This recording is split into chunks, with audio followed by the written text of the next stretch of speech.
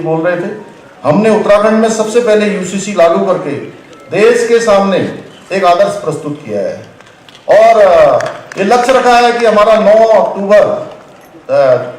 नवंबर जो हमारे राज्य स्थापना दिवस है, राज्य स्थापना दिवस से पहले हम यूसीसी को राज्य के अंदर लागू कर दें और इसका लाभ उत्तराखंड की जनता को मिलना शुरू हो जाए। हमने उत्तराखंड में देश का सबसे कठोर नकल विरोधी कानून लागू किया। वहीं हमने धर्मांतरण रोकने के लिए कठोर धर्मांतरण का कानून बनाया और प्रदेश में पहली बार लैंड जिहाद और लव जिहाद के खिलाफ भी हमने कार्रवाई की है। वहीं भ्रष्टाचारियों के खिलाफ भी पहली बार हम कार्रवाई करने से पीछे नहीं हटे। इसके साथ ही हमने प्रदेश की हमारी मातृशक्ति महिलाएं, उनके लिए राज्य में 30% क्षैतिज आरक्षण की व्यवस्था भी राज्य की नौकरियों में सुनिश्चित की है। कई कठिन मुद्दे हमारे द्वारा उठाए गए ऐतिहासिक कदम इस बात का प्रमाण है कि हमारी सरकार प्रदेश हित में ऐसे मुद्दों पर निर्णय लेने का कार्य कर रही है जिन्हें पहले के समय में ठंडे बस्तों में डाल दिया गया था। विपक्षी सरकारों के समय में केवल योजनाएं बनाई जाती थी, परंतु अब योजनाएं बनाई भी जाती हैं और उनको लागू भी किया जाता है। साथ ही हम जिन योजनाओं का शिलान्यास करते हैं उन सभी योजनाओं का हम लोकार्पण भी करते हैं। भाइयों बहनों, साथियों, आदरणीय प्रधानमंत्री जी का देवभूमि उत्तराखंड से विशेष लगाव है, ये किसी से छिपा हुआ नहीं है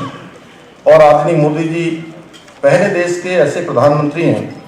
जो उत्तराखंड के दुर्गम और सीमांत क्षेत्रों में पहुंचकर हमारी जो सांस्कृतिक विरासत है, विकास है, उसको बढ़ावा देने का काम कर रहे हैं। आप सबको याद होगा, प्रधानमंत्री जी ने 2022 में हमारे यहाँ पर सीमांत गांव माणा में जाकर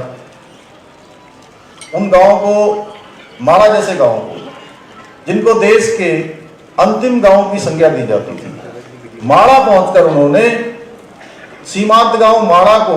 देश के पहले गांव की संज्ञा दी। इसके साथ साथ ऐसे सीमांत गांव जिनको अंतिम गांव कहा जाता था, उन सभी गांवों को पहले गांव की संज्ञा से नवाजा गया। पहले गांव की संज्ञा दी गई और उनका विकास भी पहले गांव के रूप में भारत सरकार के स्तर पर सुनिश्चित हुआ कि प्राथमिकता से उनका विकास सुनिश्चित होगा। इसके साथ साथ आदरणीय प्रधानमंत्री जी ऐसे पहले प्रधानमंत्री हैं जिन्होंने 15,000 फुट से भी ज्यादा ऊंचाई पर आदि कैलाश क्षेत्र में जाकर उन्होंने आदि कैलाश पार्वती कुंड पूरा दुनिया का ध्यान उस ओर आकृष्ट किया, जो आज विश्वव्यापी हो गया, जिसके बाद आज वहाँ पर्यटन काफी बढ़ा है, जिससे स्थानीय लोगों को रोजगार मिल रहा है। भाइयों बहनों, हमारी सरकार ने 4 धाम यात्रा को सुगम और सुरक्षित बनाने के लिए कई महत्वपूर्ण कदम उठाए हैं। यही कारण है कि बार बार धाम में आने वाले श्रद्धालुओं की संख्या पिछले सारे रिकॉर्ड इसमें